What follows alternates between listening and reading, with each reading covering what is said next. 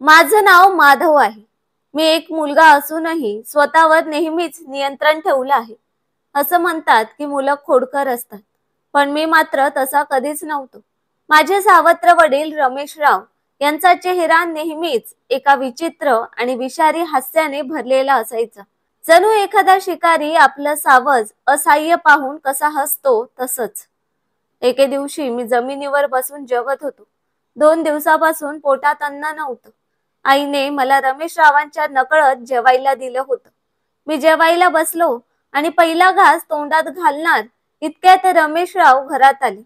त्यांनी मला जेवताना पाहिलं आणि लगेच ओरडायला सुरुवात केली की घरात राहायचं असेल तर बाहेर जाऊन काहीतरी काम कर, पैसे कमव. हे अन्न तुझ्यासाठी नाहीये. तेवढ्यात त्यांनी माझ्या हातातील ताट हिसकावून घेतलं आणि ते जमिनीवर फेकून दिलं. वरण, भात, भाजी सगळं अन्न जमिनीवर सांडलं. मला आठवलं, काही वेळापूर्वी मी त्यांच्यासाठी डोकेदुखीचं औषध आणायला गेलो होतो आणि काम उरकून परत आल्यावर जेवायला बसलो होतो. पण त्यांनी माझ्यावर एवढा राग का काढला हेच मला कळेना. माझं वय आता फक्त 14 वर्ष होतं आणि एवढ्या लहान वयातच माझ्यावर एवढ्या कठीण गोष्टी ओढवू लागल्या होत्या. त्या क्षणी माझ्या डोळ्यात अश्रू तर आले होते, पण मी स्वतःवर ताबा ठेवला. मी माझ्या भावना दाबून ठेवल्या, कारण अश्रूंना वाट मोकळी करून दिली असती तर कदाचित मी पूर्णपणे तुटूनच गेलो असतो. असं म्हणतात ना की वडील कधी कधी कठोर वागत असले तरी आईचं हृदय मात्र आपल्या मुलासाठी नेहमी मऊसूतच असतं. ती आपल्या लेकराला कधीच उपाशी झोपू देत नाही. पण माझ्या बाबांच्या निधनानंतर आईने दुसरं लग्न केलं, रमेश राव नावाच्या व्यक्तीसोबत. मी मनात विचार करत राहायचो की आईने खरंच माझ्यासाठी असा निर्णय घेतला का. रमेश राव यांना त्यांच्या पहिल्या पत्नीपासून एक तरुण मुलगा दीपक आणि एक मुलगी रिया होती आणि अशा घरात माझी आई नव्याने गेली होती. मला हे सगळं पटायला खूप कठीण जात होतं, कारण माझे खरे बाबा माझ्यावर खूप प्रेम करत असत. खरं सांगायचं तर त्यांचं प्रेमच मला जगायचं बळ देत असे. पण एक काळ असा आला की बाबांचं डोकं नेहमी दुखायला लागलं.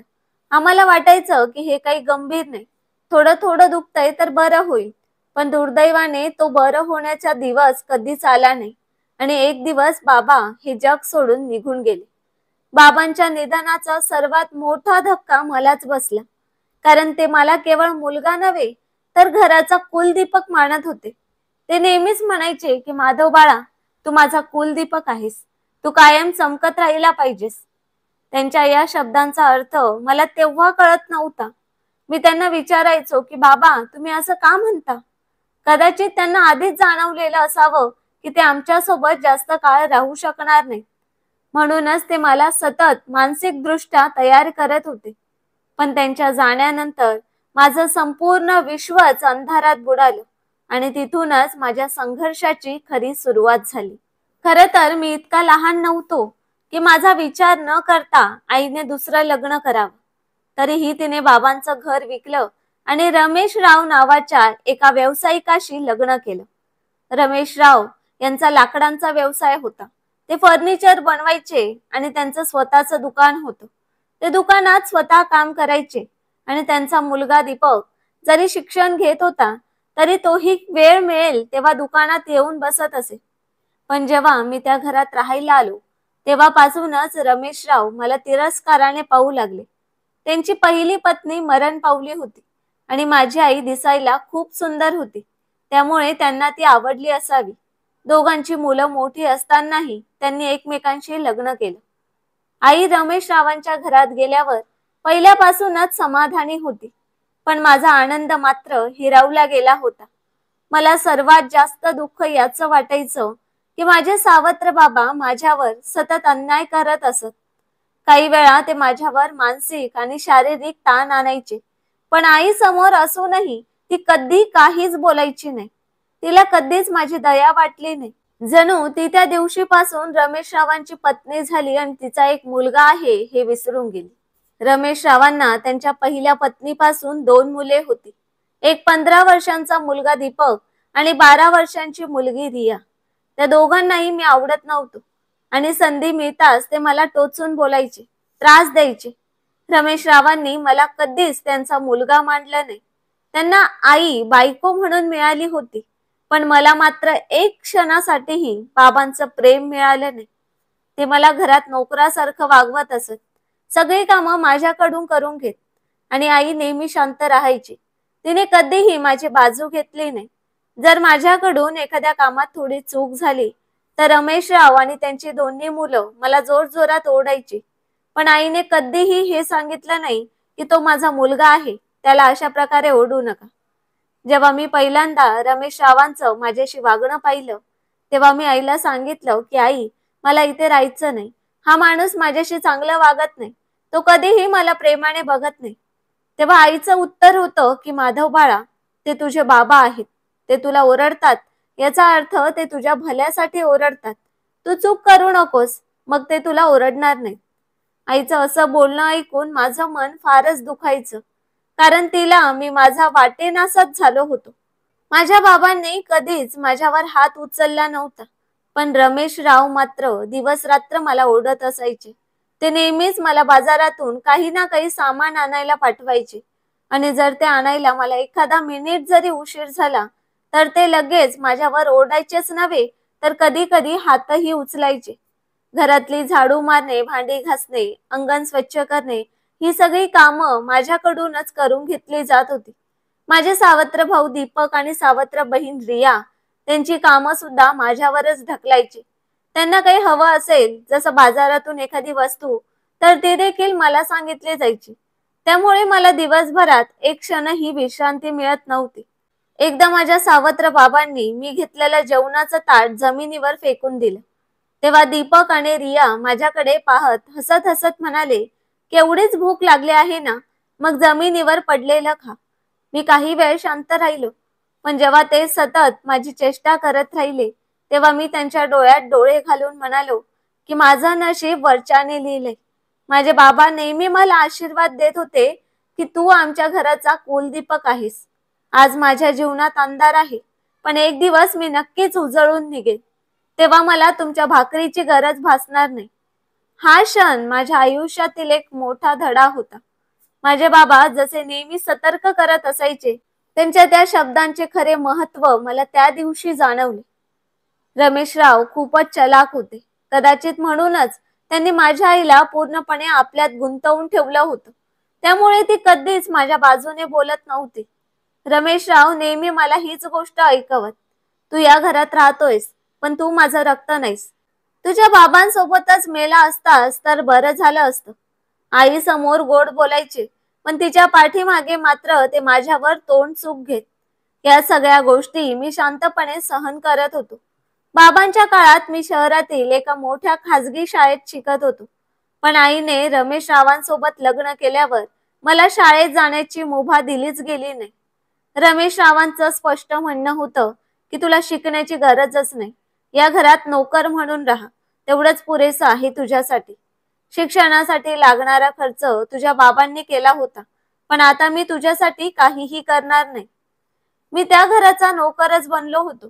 सकाळपासून संध्याकाळपर्यंत मी घरातली प्रत्येकाची गुलामी करत होतो. एवढं करूनही सतत शिव्याच ऐकत होतो. सामान उशिरा का आणलास? पाय नीट का नाही दाबलेस? काम चुकार आहेस. कसलाही उपयोग नाही तुझा. माझी आई हे सगळं पाहायची, पण काहीही बोलायची नाही. जणू काही तिने डोळेच झाकले होते. मी आईला अनेकदा सांगायचो की आई, या घरात माझ्याकडून खूप जास्त काम करून घेतलं जाते. यावर आई शांतपणे म्हणायची की हे तुझंच घर आहे ना, मग याच लोकांची कामं करावी लागणारच. ती आता या घराची मालकीण झाली होती, पण तरीही मला नेहमीच परक समजलं जायचं. आईला कधी कधी माझी दया येत असेलही, पण रमेश रावांसमोर बोलण्याची हिंमत ती करत नव्हती. पण जेव्हा त्यांनी माझं जेवण जमिनीवर फेकून दिलं, तेव्हा माझ्या मनात विचार आला की मी हे सगळं किती दिवस सहन करत राहणार. मला सुद्धा जगण्याचा आणि आदराने वागण्याचा हक्क आहे.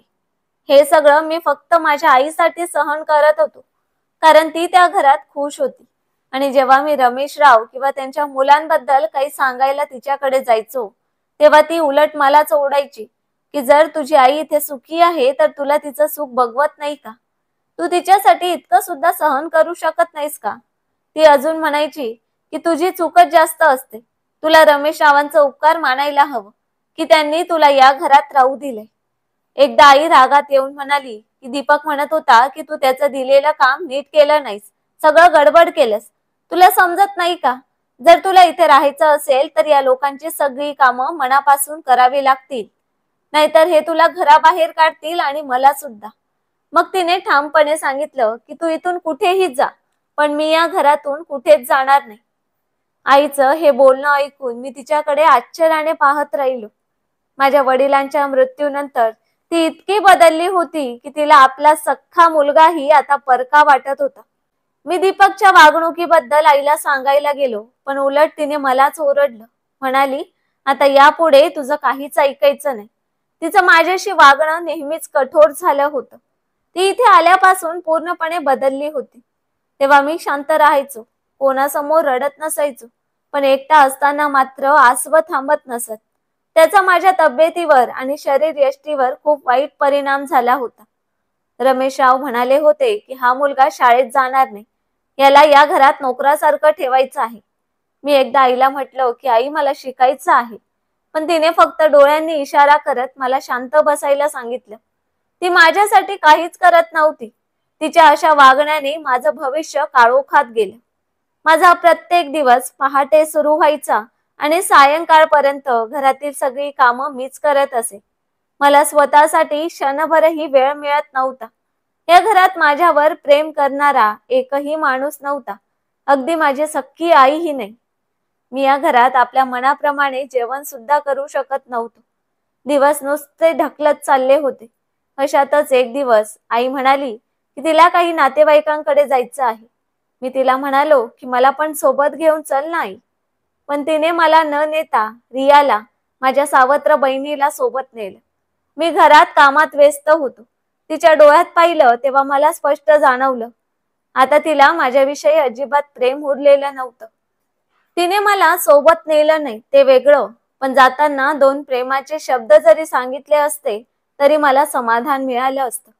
मी पुन्हा एकदा डोळ्यातले अश्रू पुसले आणि विचार करू लागलो की जर माझे बाबा जिवंत असते तर मी कधीच हे दिवस पाहिले नसते. आई आपल्या सावत्र मुलीसोबत घराबाहेर निघून गेली होती आणि त्यावेळी रमेशराव घरात आले. मोठ्याने आईचं नाव घेत हाका मारू लागले. तेव्हा मी त्याला सांगितलं की आई रियाला सोबत घेऊन एका नातेवाईकांच्या घरी गेली आहे. सुरुवातीला तो काही वेळ विचार करत राहिला, मग त्याच्या चेहऱ्यावर एक खोडकर हास्य उमटलं. इतक्यातच दीपक बाहेरून आला आणि त्याच्या हातातील बॅग त्याने थेट माझ्या तोंडासमोर फेकून दिली आणि ओरडून म्हणाला की बाहेर खूप गरमी आहे, माझ्यासाठी पटकन एक ग्लास पाणी घेऊन ये. मी लगेच त्याच्यासाठी पाणी घेऊन आलो, पण ते थंड नव्हतं. त्याने तो ग्लास जोरात जमिनीवर आपटला आणि रागाने म्हणाला की तुझ्याकडून एकही काम नीट होत नाही का? हे सगळं रमेशराव समोरच बसून पाहत होते. दीपक जोरजोरात माझ्यावर ओरडायला लागला. ओरडता ओरडता त्याने मला शिवीगाळ सुरू केली. एवढंच नाही तर त्याने माझ्या वडिलांनाही शिव्या दिल्या. त्याने माझ्या वडिलांवर टीका केली तेव्हा माझं रक्त उकळून आलं. मी हातातला ट्रे थेट त्याच्या डोक्यावर मारला. हे पाहताच रमेशराव रागाने ओरडायला लागले. त्यांनी माझा हात पकडून घराबाहेर ढकललं आणि कडव्या आवाजात म्हणाले की कशी हिम्मत केलीस तू माझ्या मुलावर हात उचलायची? आत्ताच्या आत्ता घरातून निघून जा. त्यांचे शब्द ऐकून माझ्या पायाखालची जमीनच सरकली. मी त्यांची माफी मागायला लागलो. चूक माझ्याकडूनच झाली होती, पण त्यांनी काहीच ऐकलं नाही. उलट ते म्हणाले की या घरात पुन्हा पाऊल ठेवायचं नाही. तुझ्या आईला सांगू की तू घरातून पळून गेला आहेस. त्यांनी माझ्या रूम मध्ये जाऊन काही कपडे एका पिशवीत भरले आणि मला दिले. नंतर ते म्हणाले की आता निघ. परत इथे आलास तर माझ्या मुलावर जीवघेणा हल्ला केलास असा गुन्हा दाखल करून तुला पोलिसांच्या हवाली करेन. ते घरात गेले आणि त्यांनी दरवाजा जोरात आपटला. मी घराबाहेर एकटाच उभा होतो. त्या दिवशी मला खरंच असं वाटलं की मी अनाथ आहे. या जगात माझं कोणीच नाही. आता कुठे जाऊ? इकडे तिकडे रस्त्यावरून भटकत राहिलो आणि रात्र झाली. शेवटी एका सुनसान गल्लीत जाऊन मी शांतपणे बसलो. डोळ्यातून अश्रू वाहत होते आणि पोटामध्ये भूक लागली होती. पण ज्या जागी मी बसलो होतो तिथे 2 कुत्रे आले आणि जोरात भुंकायला लागले. मी घाबरून पळू लागलो. ते कुत्रे माझ्या मागे लागले होते. सुनसान रस्ता होता, त्यामुळे मला वाटलं की त्यांनी मला चावलं तर. मी वेगाने पळत होतो. पण अचानक मी मागे वळून पाहिलं आणि समोरून येणाऱ्या एका मोठ्या गाडीवर धडकलो. नशीब बलवत्तर म्हणून मी ती गाडी वेळेवर थांबली आणि मी जमिनीवर पडलो. कुत्रे अजून मागेच होते. तेवढ्यात गाडीतून एक वयोवृद्ध सूट बूट घातलेला गोऱ्या रंगाचा चेहऱ्यावर सौम्य दाढी असलेला गृहस्थ उतरला. त्याने कुत्र्यांना हाकलून लावलं. मग तो माझ्या जवळ आला. डोक्यावर हात ठेवून म्हणाला की अरे बाळा, या वेळेला एकटाच इथे काय करतोयस? बरं झालं मी वेळेवर आलो, नाहीतर कुत्र्यांनी तुला चावलं असतं. तो बोलत होता पण मी शांत उभा होतो. काहीच बोललो नाही. तो समजून गेला की मी फारच घाबरलोय. मग तो म्हणाला की तू एकटाच आहेस का? मी हलक्या आवाजात म्हणालो की हो, माझं कोणीच नाही. माझी अवस्था पाहून त्याने मला त्याच्या गाडीत बसवलं. तो मला गाडीतून एका मोठ्या घरात घेऊन गेला. घर खरंच भव्य होतं. गाडी थांबली. मी खाली उतरलो. तेव्हा तो गृहस्थ म्हणाला की हे माझं घर आहे. तुझं इथे स्वागत आहे. चल आत ये. मला माहित नव्हतं की माझा हा निर्णय योग्य होता की अयोग्य. मी त्या माणसासोबत त्याच्या घरी गेलो. काका खरंच खूप मोठं घर होतं. ते घर माझ्यासाठी स्वर्गाहूनही सुंदर वाटत होतं. त्या माणसाने प्रेमाने मला सांगितलं की बाळा, इथे तू पूर्णपणे सुरक्षित आहेस. मी तुझ्यासाठी तुझ्या बाबांसारखं आहे. त्यांचं बोलणं ऐकून माझ्या डोळ्यात पाणी आलं. कितीतरी दिवसानंतर कुणीतरी मला आपला मुलगा म्हणून ओळख दिली होती. त्यामुळे मला लगेचच माझ्या बाबांची आठवण आली. माहित नाही का, पण त्या माणसात मला माझे बाबा दिसत होते. त्यांनी मला भरपेट जेवण दिलं आणि एका खोलीत झोपण्यासाठी पाठवलं. दुसऱ्या दिवशी प्रभाकर काकांनी माझ्या डोक्यावर हात ठेवत विचारलं की बाळा, तुझ्या आयुष्यात काय घडलंय ते तरी सांग. तेव्हा मी माझ्या आयुष्यातल्या प्रत्येक घटनांची सविस्तर हकीकत त्यांना सांगितली. हे देखील सांगितलं की मला शिकण्याची खूप इच्छा आहे. मला स्वतःच्या पायांवर उभं राहायचं आहे. पण परिस्थितीमुळे काहीच समजत नव्हतं. प्रभाकर काका म्हणाले की खरंच तुला शिकायचंय? मी शांतपणे त्यांच्या चेहऱ्याकडे पाहिलं.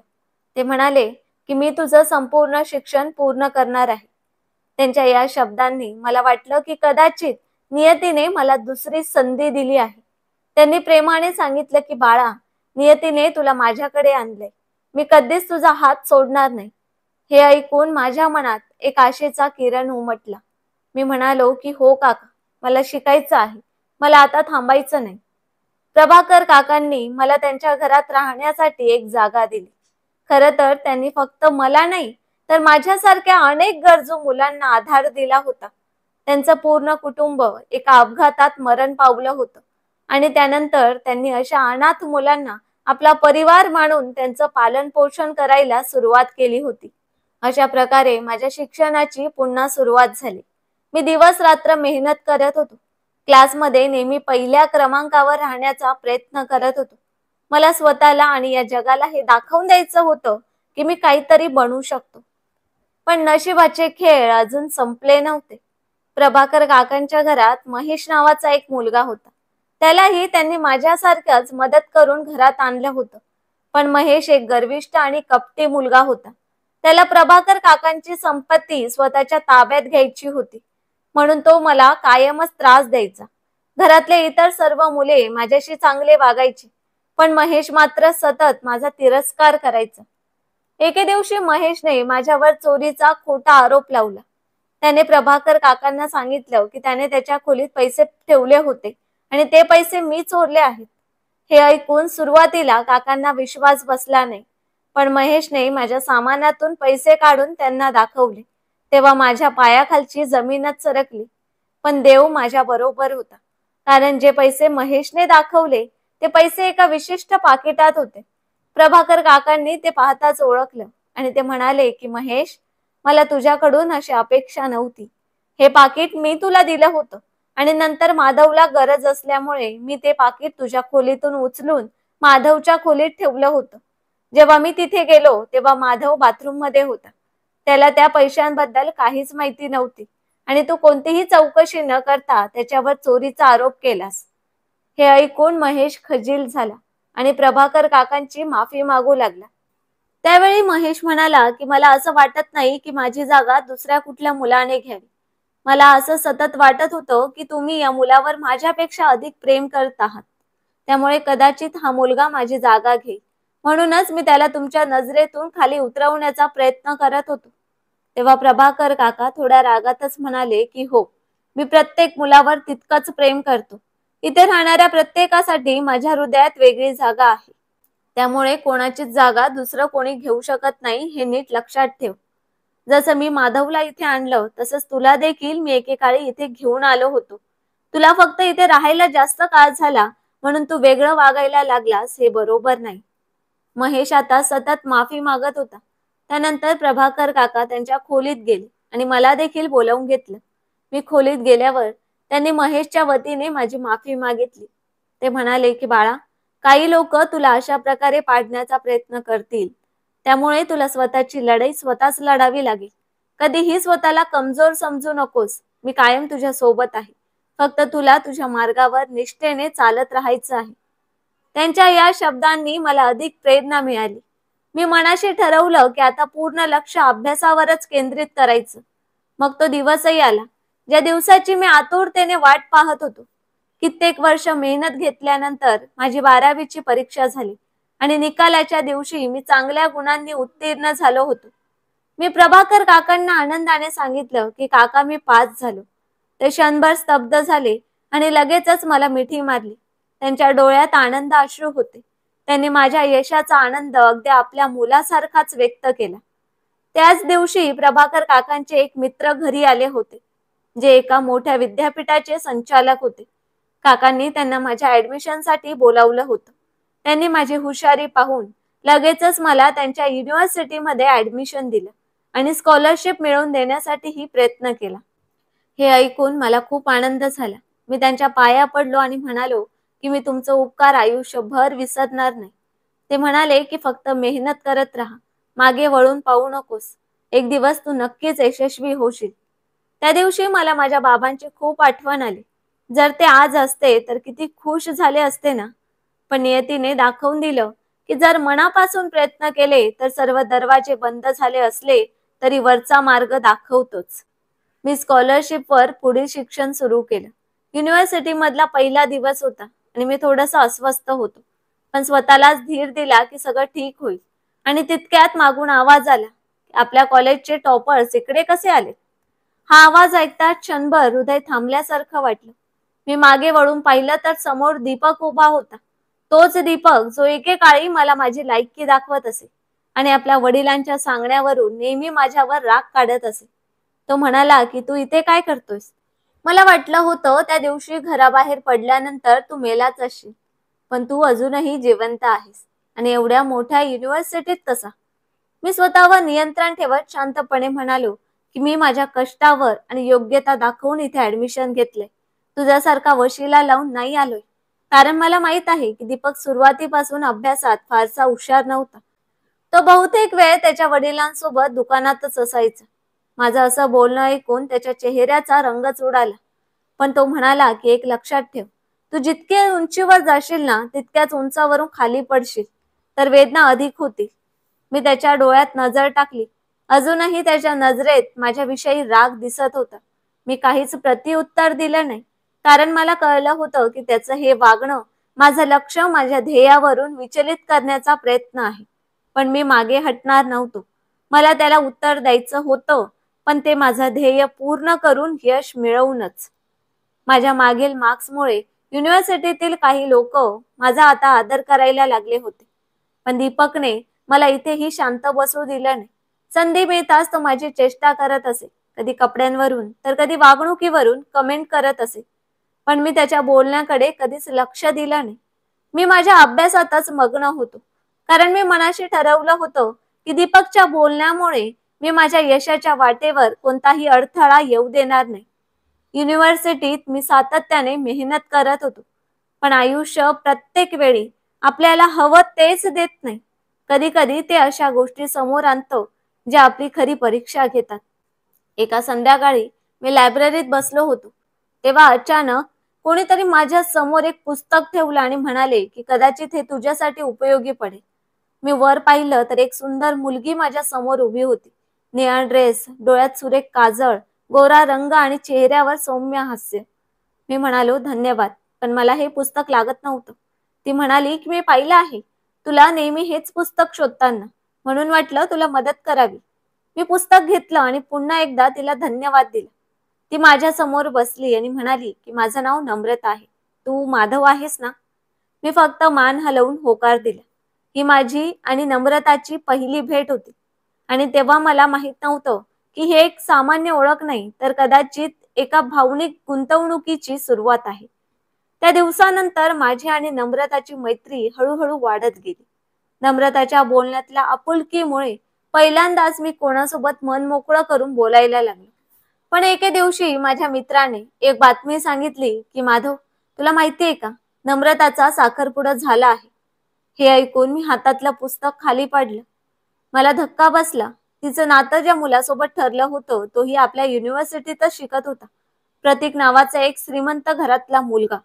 माझं हृदय क्षणभर थांबलं होतं, पण मी स्वतःला समजावत राहिलो की नम्रता फक्त माझी चांगली मैत्रीण आहे. त्या रात्री मी खूप वेळ छतावर बसून स्वतःशीच बोलत होतो, पण मनाला समजावणं एवढं सोपं नसतं. युनिव्हर्सिटीतील दिवस झपाट्याने सरत होते, त्यामुळे मला जाणवत होते की हे सुख फार काळ टिकणार नाही. अशातच नम्रताच्या होणाऱ्या नवऱ्याने प्रतीकने माझ्यासाठी धोक्याची घंटा वाजवली होती. तो एका श्रीमंत वडिलांचा बिघडलेला मुलगा होता. दिसायला देखणा असला तरी खूपच घमेंडखोर होता.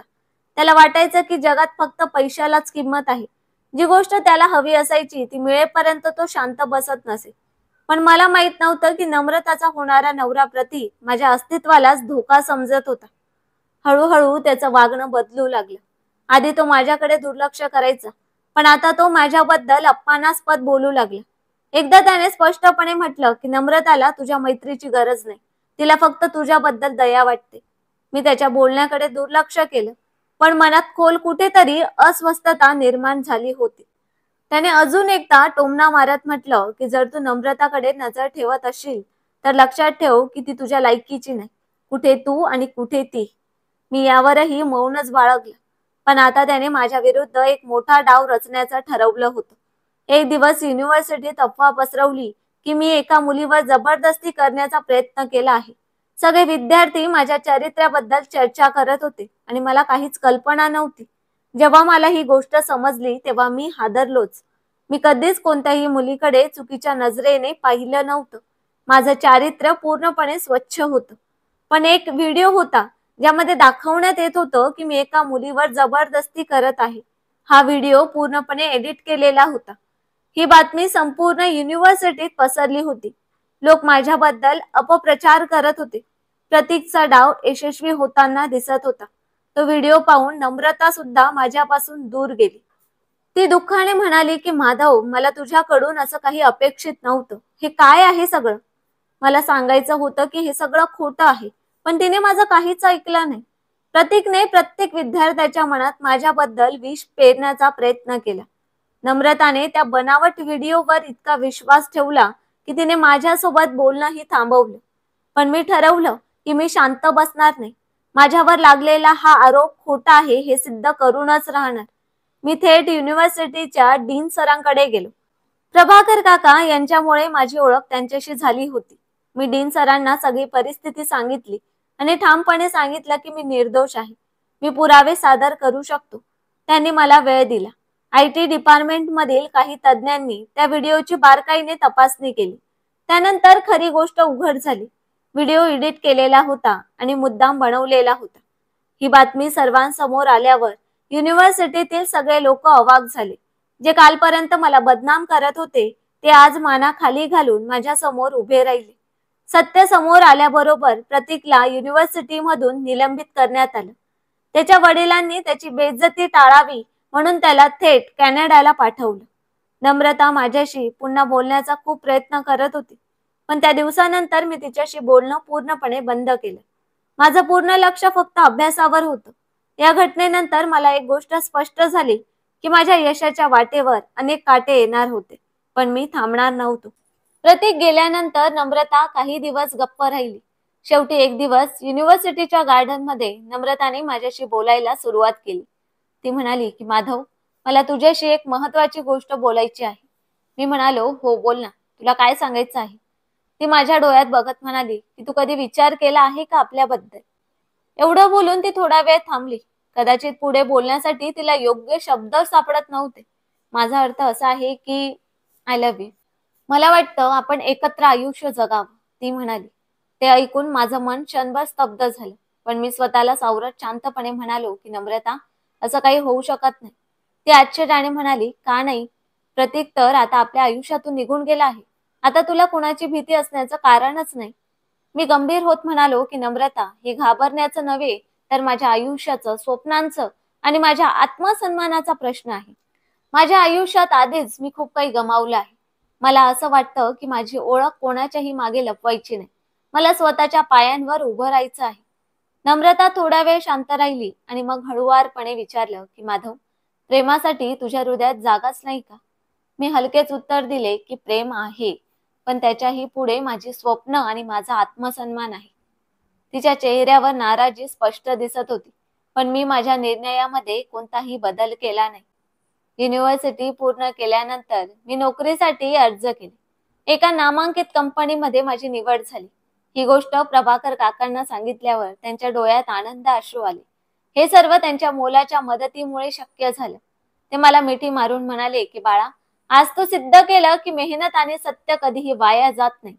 मी त्यांच्या हाताला चुंबन दिलं आणि म्हणालो की हे सर्व तुमच्यामुळे शक्य झालंय काका. नोकरीचा पहिला दिवस म्हणजे माझ्यासाठी स्वप्नासारखा होता. ज्या गोष्टींचा फक्त विचार केला होता त्या प्रत्यक्षात अनुभवत होतो. मात्र मला माहित होतं की ही फक्त सुरुवात आहे. मला अजून खूप पुढे जायचं आहे. मी माझ्या कामात व्यस्त होतो. मान सन्मान आणि पैसा सर्व काही मिळत होतं. परंतु एक दिवस प्रभाकर काकांनी एक अशी बातमी दिली की माझ्या पायाखालची जमीनच सरकली. ते म्हणाले की माधव, तुझं कुटुंब खूप मोठ्या अडचणीत आहे. मी थरथरत विचारलं की काय झालं? ते म्हणाले की तुझी आई गंभीर आजारी आहे. तिच्यावर खर्च करत करत तुझे बाबा सर्व काही गमावून बसले आहेत. त्यांचा व्यवसाय देखील बंद पडला आहे. आता ते भाड्याच्या घरात राहतात. हे ऐकून मी हादरून गेलो. मला काहीच समजत नव्हतं की मी हसावं की रडावं. काही दिवसांनी मला कळलं की माझी आई, माझे सावत्र बाबा आणि त्यांच्या दोन्ही मुलांनी एक छोटे भाड्याचं घर विकत घेतलं आहे. वेळेने त्यांच्या परीक्षेचा क्षण आणला होता. कधी काळी ज्यांनी मला अवहेलना केली होती, आज ते स्वतः संकटात होते. माझ्या मनात आनंद व्हायला हवा होता, पण तरीही मी शांतच होतो. एक दिवस ऑफिसमधून घरी येत असताना अचानक समोर दीपक आणि रिया उभे होते. त्यांनी माझं नाव घेऊन हाक मारली. त्यांच्या आवाजात एक वेगळीच नम्रता होती. मी थोडं कठोरपणे विचारलं की तुम्ही इथे काय करताय? दीपक म्हणाला की माधव, आम्ही तुला एक गोष्ट सांगायला आलो आहोत. मी थंडपणे म्हणालो की बोलण्यासारखं काहीच उरलेलं नाही. मी पुढे निघालो की तेवढ्यातच रियाने माझा हात पकडला आणि म्हणाली की भावा, एकदा तरी आमचं ऐकून घे. मी संतापून विचारलं की जेव्हा माझं आयुष्य उद्ध्वस्त होत होतं तेव्हा तुम्ही कुठे होतात? तेव्हा माझा अपमान आणि वेदना शांतपणे बघत होतात ना तुम्ही दोघं? ते दोघंही थोडे गैरवरून म्हणाले की आम्ही माफी मागायला आलो आहोत. तुझी आई तुझी खूप आठवण काढते. बाबा देखील खूप त्रस्त आहेत. पण तुझ्या आईचा जीव तुझ्यात अडकलेला आहे. ती फक्त तुझ्या एका भेटीसाठी तडफडते आहे. तिला मोठा आजार झालाय.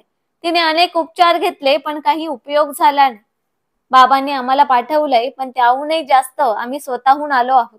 जर तुला वाटत असेल की तुझ्या आईने शांतपणे डोळे मिटावेत तर कृपया एकदा तरी तिला भेट. मी रागाने म्हणालो की माझी कोणतीही आई नाही आणि माझं कुठलंही कुटुंब नाही. तुम्ही लोक कधीच माझं कुटुंब झालाच नाही. उलट माझ्या आईने तुम्हाला तिचं कुटुंब मानलं.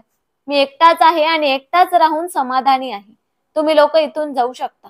एवढं बोलून मी तिथून निघालो. तेव्हा दीपक माझ्या समोर येऊन हात जोडून म्हणाला की माधव, मला माहित आहे की मी तुझ्याशी खूपच चुकीचं वागलो आहे. पण आज मी तुझी माफी मागायला आलो आहे. माझा अहंकार चूर झाला आहे. कृपया मला क्षमा कर. तरी सुद्धा मी त्याचं काहीही न ऐकता शांतपणे घरी निघून आलो. पण घरी आल्यावर मला फारच वाईट वाटत होतं. जरी माझ्या आईने माझी कधीही पर्वा केली नसेल तरी ती माझी आई होती, जिने मला जन्म दिला होता. आता मला तिची काळजी वाटू लागली होती. मी देवासमोर हात जोडून प्रार्थना करत होतो की हे देवा, माझ्या आईला लवकर बरं कर. दुसऱ्या दिवशी ऑफिसला गेलो तेव्हा पाहिलं की रमेशराव आणि दीपक दोघंही ऑफिसच्या बाहेर उभे होते. मी त्यांच्याकडे दुर्लक्ष करत ऑफिसमध्ये निघून गेलो. थोड्याच वेळात ऑफिसचा शिपाई माझ्या कॅबिन मध्ये येऊन म्हणाला की सर, कोणीतरी भेटायला आलंय.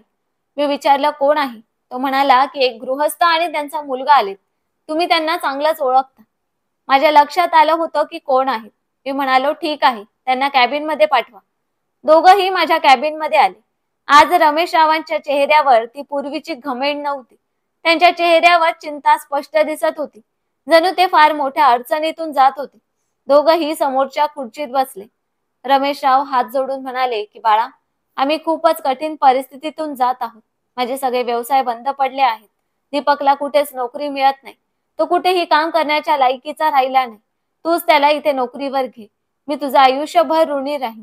ऐकलंय की तू आता इथे मॅनेजर आहेस आणि इंटरव्ह्यू सुद्धा तूच घेतोस. मी टेबलावर जोरात हात आपटत म्हणालो, कोणता मुलगा, कुणाचा मुलगा? इथे कोणीच मुलगा नाही आणि मी तुमचा मुलगा अजिबातच नाही. माझ्या या शब्दांनी त्यांच्या डोळ्यात पाणी आलं. ते म्हणाले की बाळा, आम्ही तुझ्याकडे खूप आशेने आलो आहोत.